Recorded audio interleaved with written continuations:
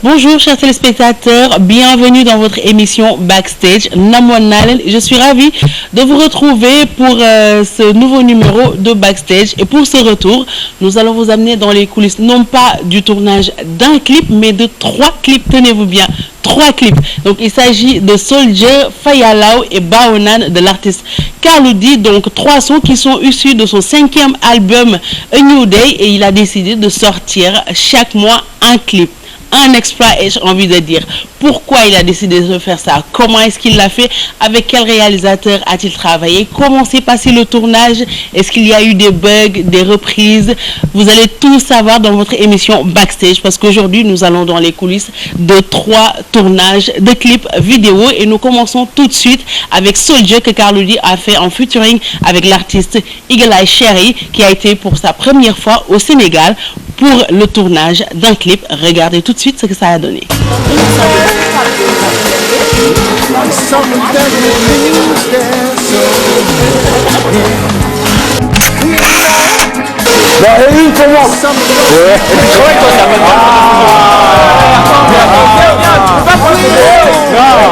On travaille.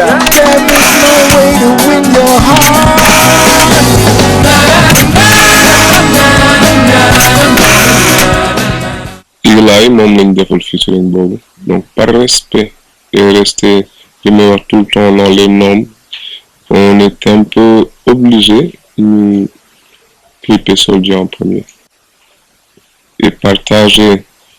C'est comme dañ doon remercier Eagle Eye de sa participation dafa accepter de participer ñu woo ko invité ko fii en Afrique muy lu nekk lu bees ci moom partager ak moom ay moments def suñu première invité ko fii c'était au CCF mu toog encore presque une semaine après defal ñun lépp lekk ceebu jën tu vois ñëw kër ga déconné xamanteeg booy soxna si tu vois xarit yi am di jàmm yi def télé yu bari mu découvrir ñim mu partagé atmosphère musicale bi fan lañ jógee ak ci lan la ñuy yëngu.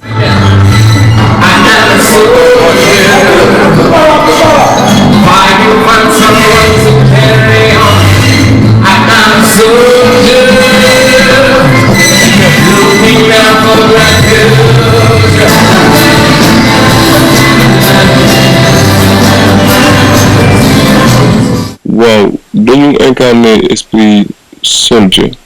des soldats parce que c'est important pour nous c'est important parce que lépp lu nit di def da nga ci war a am liberté d'expression de faire de partage tu vois donc loolu pour nga am ko il faut nga xeex ko xeex bi nag mooy def nga nekk un soldat ci sa métier lii woykat bu mag ba Moussa Ngom daan wax mais ci sa métier ngay doon mbër donc ñun ci li ñu yëngu dañ ci def suñu kéem kàttan pour nit yi xam ne li ñuy def dañ ko bëgg donc ñu dem ba à un niveau maintenant wane loolu et défendre ko jot parce que noonu la àdduna mel tu vois donc loolu moo waral tey step bi ñu toll niveau bi ñu toll mooy xeex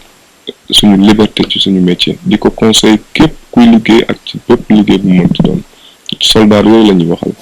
Sur cette prise-là, comme on dit derrière, on continue d'envoyer ce normalement. C'est quand on sera de l'autre côté qu'il faudra faire. Parce que pour l'instant, derrière, on ne voit pas l'image. Tu vois, on ne voit pas ce qu'il y a quand on est derrière. Donc pour l'instant, on continue d'envoyer le son normalement. C'est quand on va passer de l'autre côté que c'est ça qu'on verra le son.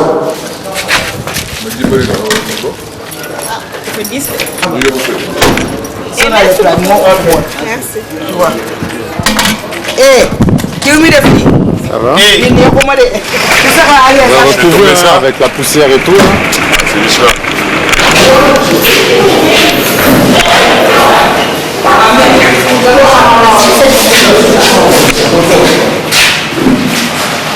Voilà. Tu comprends ces images de guerre? Le truc important, c'est qu'à un certain moment, on peut commencer à faire redescendre vers la fin de la chanson, dans le sens où moi après je vais mettre des images un peu. Ça marche pas. Idée wu réalisateur bi la il s'appelle Cyril et bi ñu bindee morceau bi envoyé ko moom ni vision bi mu ci am rek la ñu proposé li mu proposé mooy dañuy nekk ci benn phare di communiquer man ak Eagle Eye moom mu nekk Stockholm ci seen phare man ma nekk fii Dakar nekk ci Mamel bi ci phare bi di communiquer ak moom di ko wax problème yi mu am fii moom mu may wax problème yi mu am foofu ni ñu koy régler ñu essayer de trouver une solution ku nekk sa partition développer nga wax ni nga gisee xeex bi nga war a xeex pour liberté bi ñi ngay défendre de ton côté.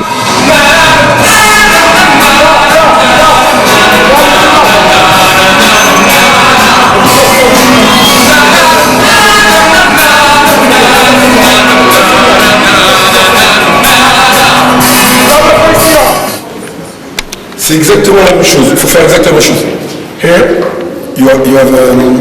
Carlo, and you have to work. Et for me, c'est acting and playback. Okay. Let me show you. Carlo disait ça. Il chante, la caméra est là, bouge des boutons, il chante pour la caméra, regarde les écrans. waaw man dama ma ko présenté honnêtement xawma ko woon avant mais biñ ma woon liggéey bi mu def j'ai eu confiance et je pense que Igla aussi manager am avant muy accepter que mu tourner ak ñun pour joxe image am du ko nangu ko dugal fu nekk foofu n'importe où donc biñ ñu laajee ne il faut ñu xam kan ngeen di tourner il faut ñu xam li mu def loolu moo tax d'ailleurs ñu cherche à joindre Cyril mu tourner ko parce que gëstu nañu ko je pense que liggéeyoon na presque artiste français yëpp mais quand je dis yëpp vraiment yëpp quoi de ki gën a ndaw ba si Johnny Hallyday il a bossé avec tout le monde donc bi ñu ñëwee fii ñu waxtaan ak moom aussi moom envie def ko parce que un son bi neex na ko délire bi ñu ciy développé ça l'intéresse aussi et voilà noonu la demee.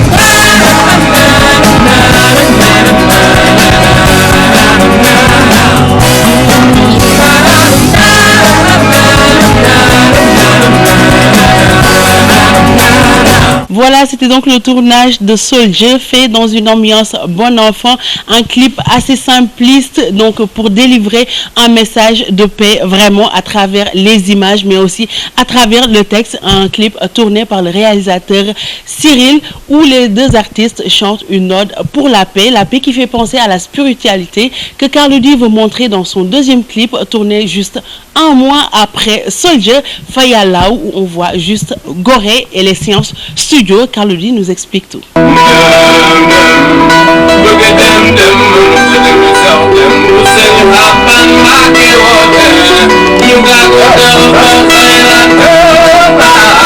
daal bi mu yegsee fallait aussi ñu bañ a bàyyi album bi dem parce que c'est un mois l'album venait juste de sortir donc pour bañ nag toog sans rien faire nañ jël morceau boo xam ne dina méngoo ak atmosphère u koor et je pense que amuñ bu gën fa yàlla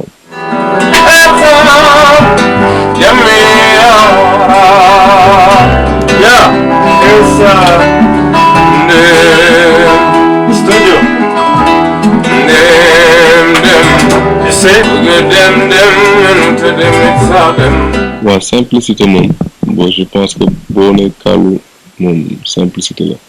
moom simplicité moom mooy suñu affaire je pense que si simplicité boobu moo wane tey beauté chanson bi ah donc duñ ko nekk di ko compliqué man honnêtement j'avais l'idée génne xam nga jumaa yi génne aspect spirituel bi quoi c'est-à-dire wax comme xale li nga dégg rek nga wax ko mais avec la complicité du réalisateur Gabi def na ma nañ ko yaatal ku nekk gis ci boppam et que aussi mu durer donc pour loolu ñu bañ a pointer dara bañ a pointer kenn ñu def ko rek benn affaire boo xam ne day tourner et pour longtemps et je pense qu'il a réussi et moo koy féliciter parce que dafa spirituel amul terre bu gën a spirituel Gorée pour man ci histoire nit ci kaw suuf tu vois ce que je veux dire donc patrimoine la boo xamante ni dañ ko war a valoriser tout le temps dañu war a wane Gorée wane histoire am wane tu vois suuf si ñu ko file lépp bàyyi ko tu vois ce que je veux dire muy culture spirituelle tey style de musique yu bari donc ay blues ay samba salsa lu bëri yuy toj àdduna bi comme ni ñu koy waxee ñu ngi toj ci kaw te bàyyiwuñu xel ne Gorée la jógee fu la lépp soxe ko donc c'est important ñu ngi def yu mel ni fayallaaw dafa personnel nit ku nekk sa diggante ak sa borom kenn xaju fa donc jéemuñu dugg ci spiritualité nit yi mais dañ leen wan li le bien-être de ñoom seen spiritualité bi nit ku nekk di évoluer parce que dire dafa am lu war a adéquat par rapport ak gëm-gëm yëpp nag benn la ci baax la jëm yàlla wootewul leneen ak religion bu mu mënti doon ñi muy sensibiliser ñëpp pour baax la donc nit ki wan ko lu baax mu gis ci boppam te bii je me rappelle bi ñuy def fa yàlla dañu woo ñuy jouer instrument violon yi dañu commencé ndeysaan di jouer producteur musique bi jékki-jékki di jooy j'ai pas compris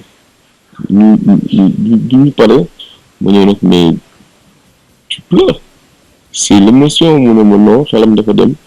si bi may gis sur scène te man xamuma ko mu amoon yëg-yëgu liggéey ak man di ko wër pendant 1 an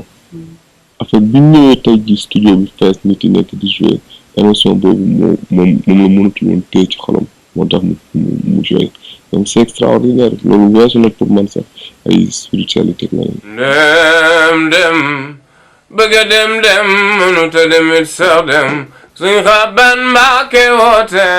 ñu daggu daw ba xayra tooba dem mooy ki may wax léegi producteur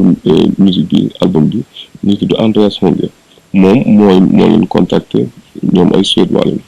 donc orchestre national bu Suède ci li ñuy yëngu ñoom ñëpp donc saa yu ñu soxlaa musicien moom day dem jël les meilleurs franchement ñoo participer ci album bi te tey rëccu moo ko sincèrement bëgg dem mënut a dem it sax dem bu bëri yàlla woote ku ne dem fa yàllaaw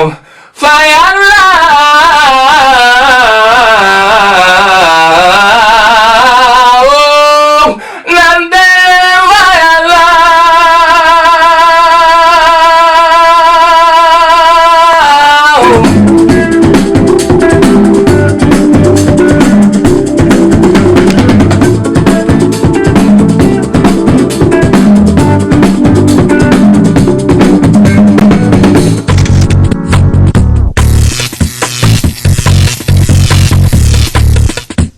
Après la spiritualité, on retrouve Carlou D dans ses œuvres, c'est-à-dire qu'il chante, danse avec ses fans,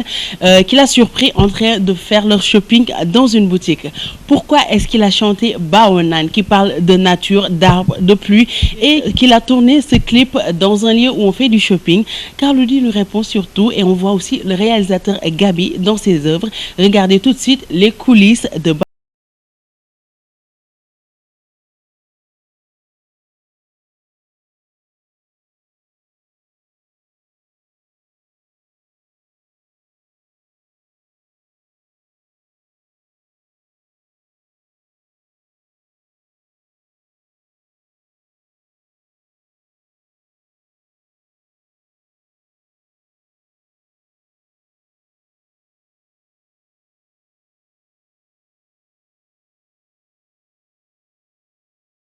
c'est le respect. 2, c'est le moment. 3, maintenant, c'est Carlou. Carlou en tant que danseur, Carlou en tant que tête en l'air, si tu veux. Un jeune fou de la musique qui aime ce qu'il fait et qui veut tout le temps lui montrer li nekk ci biir xolam. Tu vois, et di ko partager ak cette génération bi nga xamante ni yàlla moo ñu boole. loolu rek mooy raison parce que dañ ko soxla woon c'est bien fayalaaw c'est spirituel musique on n'en disconvient pas Eagle Eye respect c'est un honneur maintenant Carlou on va s'amuser c'était le moment.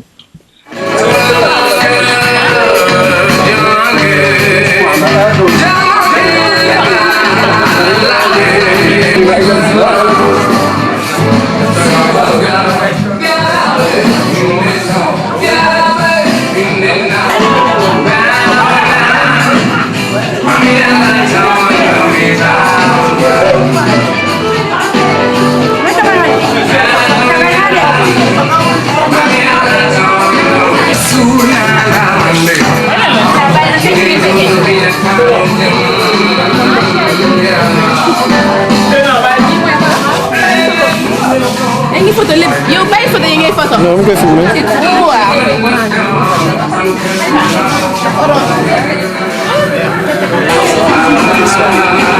loolu laay xalaat.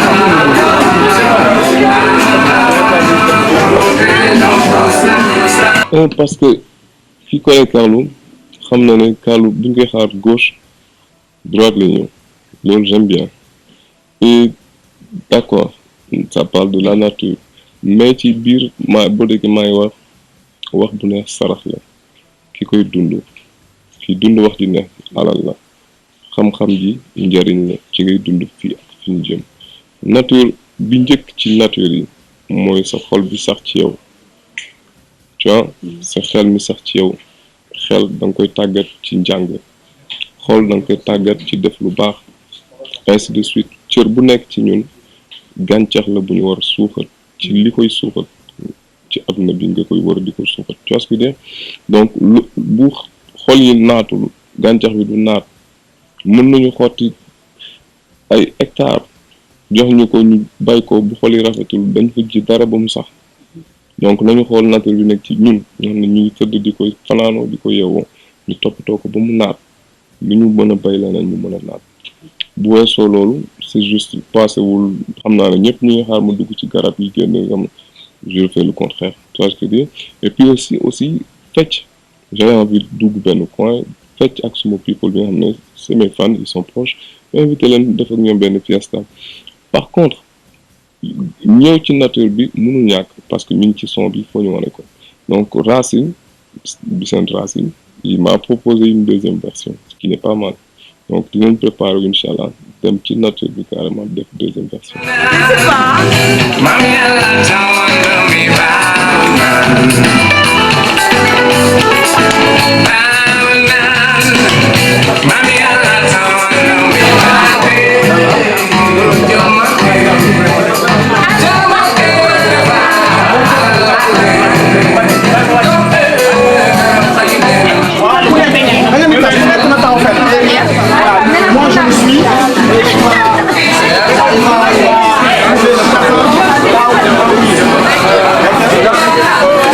mais gar bi man ak moom dañu déggoo ba bu mu ñëwee lu ma njëkk a wax ate loo xalaat moo wax su gisee ne sa nice restowé bu naa mooy mais man je pense que et saa yu waxee ma xam ne c'est que il pense que c'est mieux donc c'est mieux tu vois ce que je veux dire mais naturellement lañ ko def mu ñëw wax ko mu ne ma restowé donc ñu def ko et je pense que li ma jot ci félicitations ça montre que ça prouve que nice na. xam nga ñëw xam nga commencé doxantu yooyu gën a commencé ñu doon wër ay yëre bi commencé di gëstu ndànk ndànk ñu xoolal qu'est-ce qui se passe y a un truc qui se passe tu vois yaa ngi woy et tout ça. waaw fii laa wax fii. léegi mais fii moo gën a non ñoom du ñëw ils sont depuis le début sur place. non ça serait bien mu nekk découverte.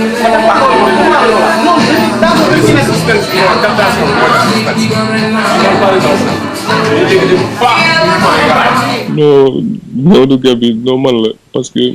mais samay boy la yi may déggul tout le temps dama bind ci rek ne bon ku bëgg ci ñëw participer ci clip bi tey ñu nga ñëw après ñëpp ñëw.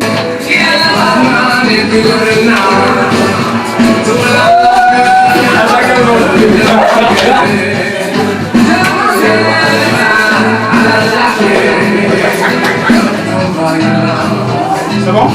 c'est là? Aïcha.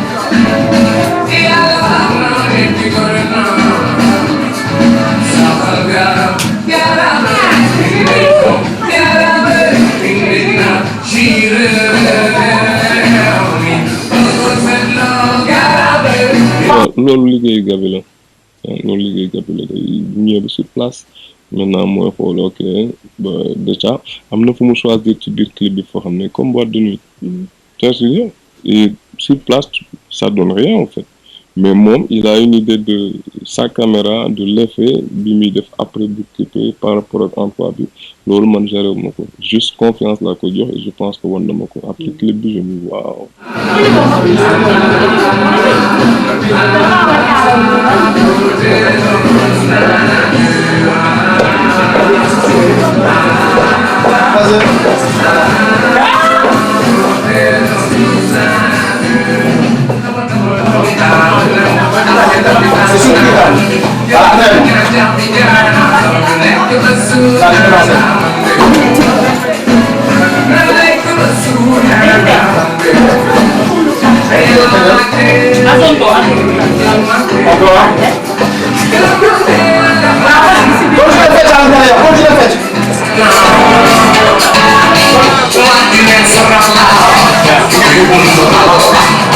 def li ma sama xel di jox chaque mois daal wala chaque mois ëpp na au moins il faut ñu bàyyi gars yi xam nga mais heure bu ma yëgeen déjà ñu ngi may wax la classe tout le temps fan yàllaaw yooyu yëpp je pense que war nañ ko mën a cliquer am nañ sa idée yu nice ya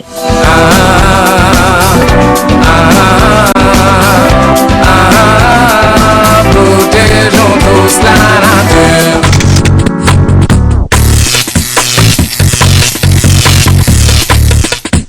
Voilà, c'était le backstage des 3 premiers clips de Carlou D. Est-ce qu'il va tourner d'autres clips chaque mois? Seul l'avenir nous le dira. En tout cas, Backstage est là pour tout superviser, rien que pour vous. Et j'espère que vous avez apprécié ce numéro de notre émission. Et je vous donne rendez-vous dans 2 semaines dans un autre numéro de Backstage avec d'autres surprises.